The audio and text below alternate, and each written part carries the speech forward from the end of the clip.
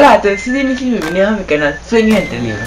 En el día de hoy les traigo un video, una presentación de Felipe Biel de Papaciencia. Sí, asistí a esta presentación. Me pareció una presentación muy cool ver desde la perspectiva de los padres hacia los hijos. Y de verdad estuvo bastante interesante la presentación y la charla que tuvo Felipe Biel. Y bueno, ya no voy a hablar mucho, así que vayamos a la presentación. Espero que les guste. Y bueno, pues que les guste como todos mis videos mentira, este es un buen video. De hecho es una buena presentación, ver la perspectiva de los padres hacia los hijos y cómo se deben, digamos, criar o educar. Y bueno, ya no voy a hablar mucho, así que vayamos a ver el video. Nos vemos en el próximo video, creo que se va a salir muy pronto. Bye. Papaciencia intenta resolver un poquito cómo los papás estamos manejando la crianza de nuestros hijos en estos tiempos, que son tiempos muy difíciles, porque tenemos a los niños que están muy tecnológicos, como los youtubers que tengo aquí en primera fila, y que estamos frente a una serie de distracciones que hacen que la comunicación con los hijos sea cada vez más difícil. Entonces yo creo que el desafío es muy grande, porque además hoy en día las mujeres han salido a trabajar igual que los hombres, quieren ser profesionales con su justo derecho, y esto de alguna manera ha creado que en los hogares la labor doméstica tenga que ser repartida en ambos padres, cuando antiguamente el papá era como el proveedor, ¿no es cierto?, el que traía como la plata a la casa y con eso ya se podía relajar y ver televisión y ver partidos de fútbol, y la mamá se tenía que encargar entonces de los niños. Ahora, como la mamá trabaja, los padres también hemos tenido que venir a cumplir labores domésticas en la casa. Entonces esto ha cambiado un poco el modelo de paternidad, y yo creo que esto es lo que nos abre la posibilidad de debatir y conversar sobre cómo tenemos que enfrentar esto ahora, qué tipos de papás queremos ser. Antiguamente las familias tenían varios hijos. Si ustedes le preguntan a sus papás o a sus abuelos, se van a dar cuenta que en la mayoría de las familias, las generaciones pasadas tenían más hijos que los padres actualmente. Y eso, de alguna manera, hacía que los padres no pudieran estar atentos a cada una de las necesidades de los niños. Y muchas veces los niños, especialmente los más chiquititos de la familia, tenían que resolver muchos de sus problemas por sí solos, porque los padres estaban repartidos en muchos niños. Hoy en día sucede que las familias tienen menos hijos. Entonces, ¿qué es lo que pasa? Los padres están mucho más preocupados de estos menos hijos y de alguna manera los sobreprotegemos y les damos todo lo que ellos quieren y todos los juguetes que quieren y el teléfono, y de repente vemos niños de 8 años con teléfonos inteligentes. Ella me mira con cara de que sí, necesito ese teléfono.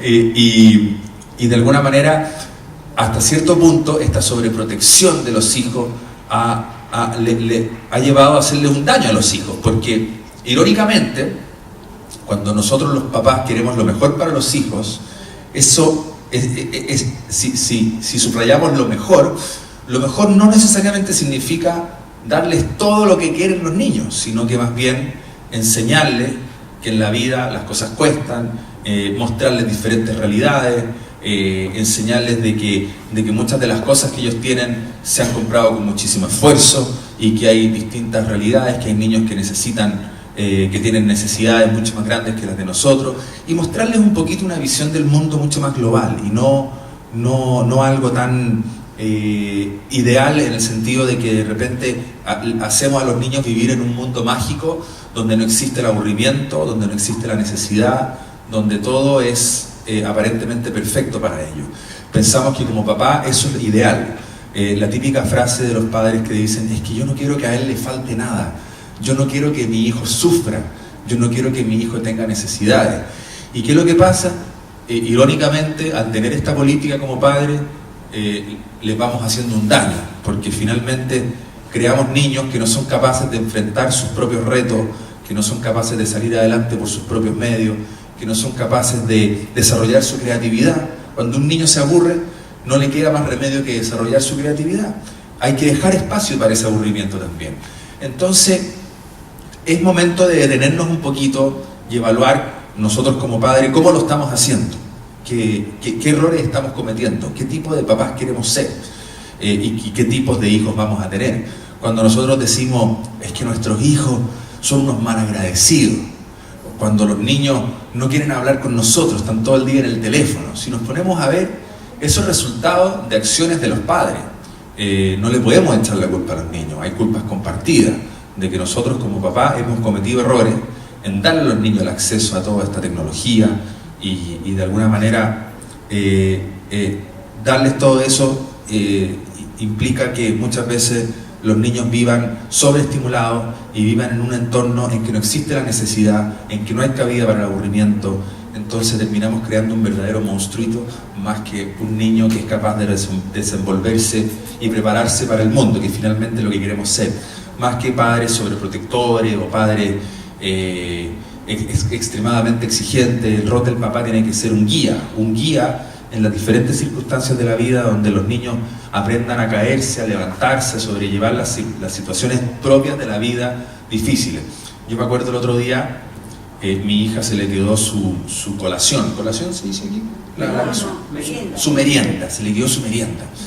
Entonces mi esposa me dice, se le quedó la merienda a la niña, no tiene comida, pobre. Y corrió al auto y metió la merienda en el auto y se la llevó. Y en realidad, analizando esa situación, yo pienso que es poco saludable que mi esposa le haya llevado la merienda, porque yo pienso, si la hija se le queda la merienda, más vale que viva la experiencia de pasar un día sin merienda. ¿Qué es lo que va a pasar si la niña no tiene merienda? De hambre no se va a morir. ¿Qué es lo que va a hacer una niña que no tiene merienda? Va a tener hambre, ¿no? ¿Y qué es lo que va a hacer? ¿Qué hace uno si no tiene merienda? Habla con los compañeros, trata de negociar, que es propio de la vida. Cuando nosotros tenemos una necesidad empezamos a buscarla, ¿no? Habla con la amiga y le dice, mira, dame un pedazo de tu merienda, yo mañana traigo doble merienda y te convido de la mía. Y la niña resuelve finalmente. Pero ¿qué es lo que pasa? Si la mamá corre y le da la merienda, ¿qué es lo que estamos haciendo con la niña? La estamos sobreprotegiendo, le estamos resolviendo los problemas. Entonces la niña crece, con un ejemplo tan sencillo como la merienda, crece sin la capacidad de resolver sus propios problemas.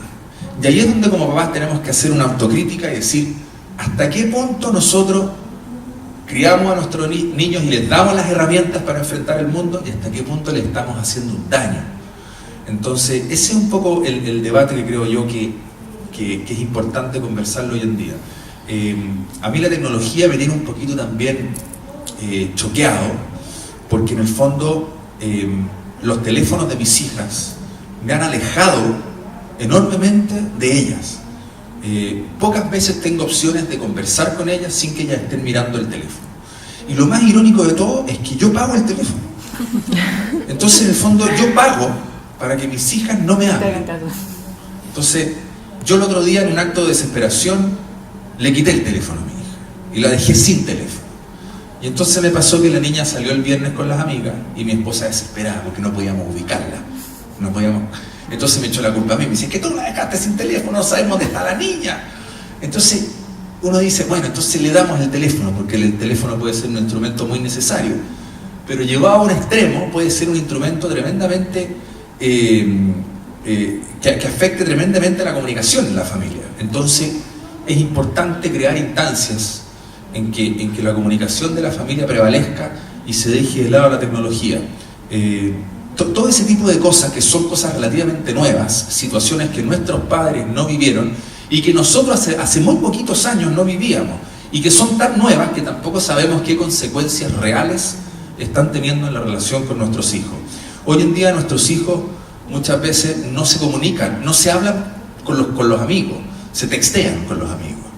Y esto les ha provocado que hay niños que literalmente su único medio de comunicación es el teléfono y la tecnología. No tienen la capacidad de establecer una conversación con un compañero, de dialogar, de hacer una presentación, de escribir a mano, porque hoy en día todo es teclado.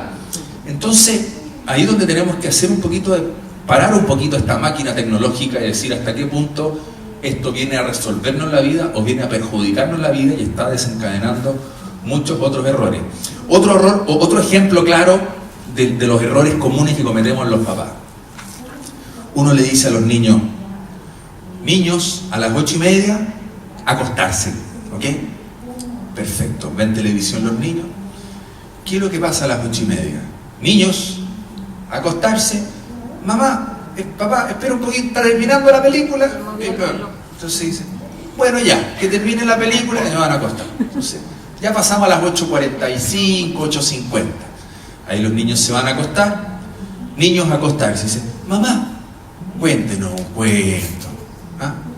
¿Y qué es lo que dice la buena de la mamá? No, ¿cómo no le voy a contar un cuento al niño? Nos pasamos a las 9:15. Le va a contar el cuento a la mamá, termina el cuento y dice, mamá, tengo sed. Entonces, ¿qué es lo que hace la buena de la mamá? Va a la cocina, le da agüita al niño. Y cuando ya le dio agüita, ya se va a acostar. Y dice, mamá, es que te quiero mucho, te quiero dar un beso. Y ahí nos pasamos hasta las 9:35 de la noche. Entonces, ¿qué es lo que pasa? El niño va manipulando estas situaciones y la autoridad se pierde por completo. ¿Y qué es lo que pasa? Tenemos finalmente un niño que manipula completamente, que no se respetan las reglas, y que la regla original a las 8:35 había que acostarse, y si no se cumple, somos nosotros mismos los que estamos estableciendo un código de que da lo mismo lo que diga la mamá, todo lo inmanejable. Y claro, ese es un ejemplo didáctico que usted dice, bueno, no tiene mayor daño que el niño se acueste media hora tarde, pero cuando lo llevamos a decisiones importantes de la vida, si la autoridad de la mamá o la autoridad del papá no se respeta, podemos terminar con problemas graves. En cambio, si el papá respeta que a las 8:30 hay que acostarse y no se negocia, porque con los niños no se negocia, el niño o el papá pone la autoridad, tampoco se trata de ser un padre dictador o un padre tirano, pero uno pone la autoridad y esa autoridad se debe cumplir. Yo, en el proceso de escribir el libro, hablé con muchos psicólogos y traté de descifrar la manera correcta de guiar a mis hijos. Y una de las cosas que siempre me hablaban ellos es de la importancia de mostrarle a los niños otras realidades. Cuando uno tiene un niño en una burbuja, en que todo funciona, en que todo está resuelto, en que no se muestran otras realidades, uno no puede esperar que los niños valoren lo que tienen, porque no conocen no tienen cómo comparar. Entonces, yo ante la desesperación de querer que mi hija conociera otras realidades, la subí a un avión y la llevé a Haití, y me fui de voluntario con ella a Haití. Y nos fuimos a un campamento de refugiados del terremoto. Y claro, fue una acción un poquito extrema, porque el campamento era una pobreza muy, muy grande. Y yo puse a mi hija ahí, pero no la puse para que ella viera pobreza, sufrimiento, la puse para que ella entendiera de que ahí habían niños felices, habían niños jugando, con tierra, con piedras, haciéndose una pelota con unas calcetines, y jugaban fútbol, o con una botella de plástico, y había mamás, y había familias, y ante la necesidad extrema que se vivía en ese campamento, se encontraba también felicidad. Y en realidad el mensaje que yo le quise interpretar a mi hija es decirle, ¿te das cuenta que la felicidad se encuentra en todas partes? Que finalmente la felicidad no requiere tanto envoltorio, ni necesita tener el iPhone 6S Plus, ni tantos aparatos creados por Steve Jobs, que finalmente la felicidad depende más de uno. Y al mostrarle otras realidades le dije, nunca sujetes tu felicidad, nunca sientas que tu felicidad dependa de ciertas cosas, sino que más bien encuéntrala, porque si está en un campamento de refugiados del terremoto en Haití, créeme que la vas a poder encontrar en todas partes. Entonces creo que fue una buena lección. Ella lloró al regreso como 3 días porque se quería traer a todos los niños y quería que vivieran todos con nosotros en nuestra casa. Eso fue lo que quizás me motivó a que después, cuando mis niñas estaban un poco más grandes, quisimos vivir con ellas una experiencia social. A mí me encanta darles cosas lindas a mi hija y comprarles sus regalitos y que tengan una vida bonita, pero si realmente las quiero preparar para la vida, me parecía importante mostrarles otras realidades. Y entonces